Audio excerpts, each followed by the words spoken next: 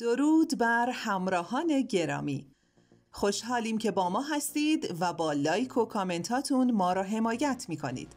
لطفاً کانال ما رو سابسکرایب کنید و ما رو به دوستانتون معرفی کنید. کره زمین مکانی عجیب و شگفت‌انگیزه. در نقاط مختلف دنیا همواره مکانهایی وجود داره که حتی اسمشون هم عجیب و غریبه، چه برسه به خود مکان و ویژگی‌های عجیب و خارق العاده‌اش.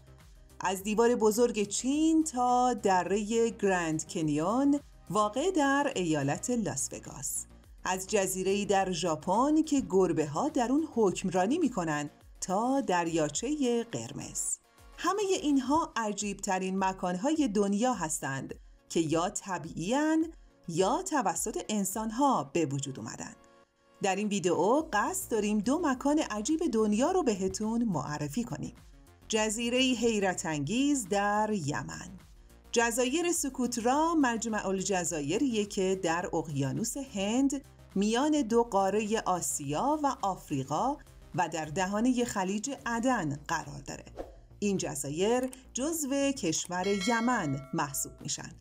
سوکوترا نام جزیره‌ایه که مردم از اون با نام جواهری در دریای عرب یاد میکنن. جزیره‌ای که سرشار از تنوع زیستی عجیب و غریبه، مناظر طبیعی فوق‌العاده‌ای داره، سواحل افسانه‌ای و غارهای آتشفشانی تحسین برانگیزی در اونجا قرار داره و حتی صخره‌های مرجانی طبیعی و دست نخورده. سوکوترا از یک طرف در اقیانوس هند و از یک طرف نزدیک ساحل شاخ آفریقا قرار داره و حدود 350 کیلومتر از جنوب شبه جزیره عربی. سوکوترا یکی از دورافتاده ترین مکانهای روی زمینه و یه منطقه اقلیمی به شمار میاد. این جزیره بالغ بر 700 گونه مختلف گیاه و جانور رو در خودش جای داده که 1/3 فقط مخصوص این منطقه هستن و در هیچ کجای جهان یافت نمیشن. این منطقه هوایی گرم و خشک و نامناسب داره و با این وجود گیاهای عجیبی اینجا رشد میکنه.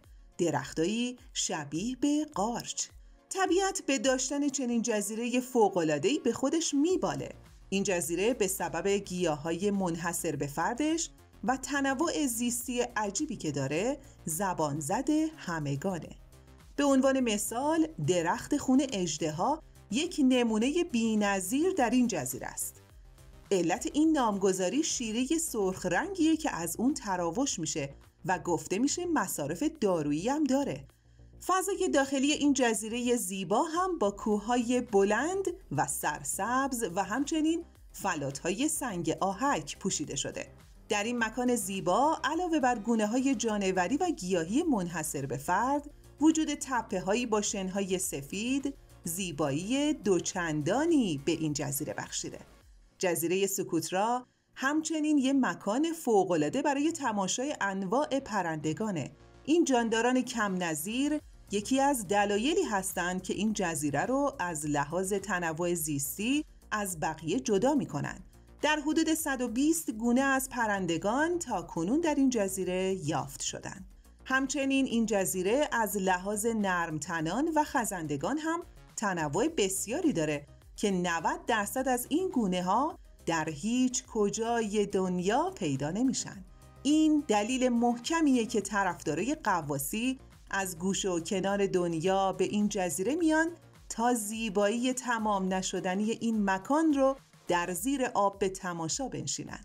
اگه زمانی از کشور یمن دیدن کردید، حتما به خاطر داشته باشید که تماشای این جزیره بی‌نظیر رو از دست ندید. دومین مکان عجیبی که میخوایم بهتون معرفی کنیم ساحل شیشه‌ای کالیفرنیا است. در فورت براگ کالیفرنیا ساحلی به وجود اومده که امروزه تبدیل به یک جاذبه خیره کننده شده. این ساحل که از پسمانده زباله‌هایی مثل شیشه و پلاستیک به وجود اومده، به جای یک ساحل ماسه‌ای تبدیل به ساحلی شیشه‌ای شده. کافیه که کمی از این شیشه ها رو برداریم، اون وقتی که چهره خودتون رو در شیشه های شفاف میبینید. این قطعه های شیشه‌ای که با گوشماهی ها و حلزون ها ترکیب شدن تصویر بی‌نظیری رو به وجود آوردند. شیشه هایی که با زلالی آب این ساحل بسیار همخونی داره. این ساحل که بیشترین غلظت شیشه رو در خودش داره، تنها مکانی از دنیاست که بر اثر عملی اشتباه، یعنی ریختن زباله در محیط، تبدیل به جاذبه‌ای دیدنی شده. در سال 1943 این ساحل زیبا محلی برای ریختن زباله‌های مردم فروتبراگ بوده و اونها بدون توجه به محیط زیست انواع زباله‌هاشونو که بیشتر قوطی‌های نوشابه و شیشه‌های پلاستیکی بوده به کنار اقیانوس می‌ریختن. روزها گذشت و زباله‌ها روز به روز بیشتر روی هم انباشته شدند تا اینکه مردم فروتبراگ چشم باز کردن و دیدن کل ساحل مملو از زباله‌هاشون شده. در سال 1960 به دلیل حجم بالای زباله‌ها و بحرانی شدن اوضاع، ریختن هر گونه زباله به درون این ساحل ممنوع شد. اما این کار هم نتیجه‌ای نداشت و مسئولان کالیفرنیا رو واداشت که خودشون ساحل رو از زباله‌های انبوه پاکسازی کنند. و حاصل این تصمیم این شد که از ورود هر شخصی به ساحل جلوگیری بشه. سالها گذشت و زباله‌ها در کنار اقیانوس جا خوش کردند.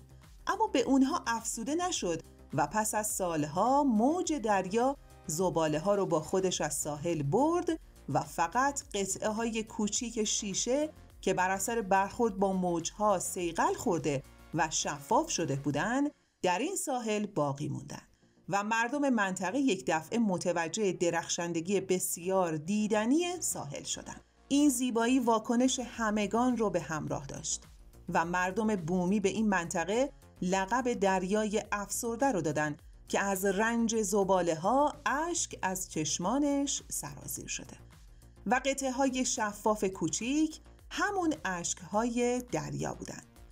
این ساحل شیشه‌ای که روزی مورد توجه هیچ کس نبود، در سال 2018 تبدیل به یک منطقه توریستی و معروف شد. قسمتی از ساحل که مالک شخصی داشت، توسط دولت خریداری و عملیات پاکسازی بر روی اون انجام شد. سپس زیر نظر پارک ملی کالیفرنیا قرار گرفت و رسما تبدیل به محلی تفریحی و پر رفت و آمد شد. طولی نکشید که تصاویری خارق العاده از این منطقه به سراسر دنیا مخابره شد و افراد زیادی برای دیدن این تصاویر حیرت انگیز قدم به کالیفرنیا گذاشتند. هر شخصی با دیدن این تصاویر افسانه‌ای رو روایت کرد.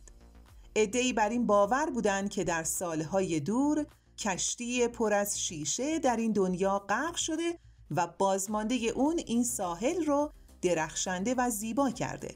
عده‌ای دیگه هم معتقد بودند که این قطعه‌های شفاف اشک پریان دریاییه که برای غرق شدن ملوان‌های کشتی ریخته شده.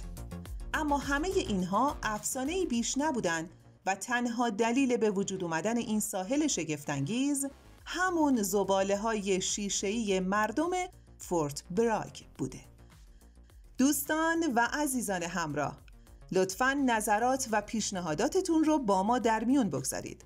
اگه موضوع خاصی مد نظرتونه، در کامنت ها عنوان کنید تا در برنامه‌های آینده به موضوعات مورد علاقه شما بپردازیم. تا درودی دیگر، بدرود.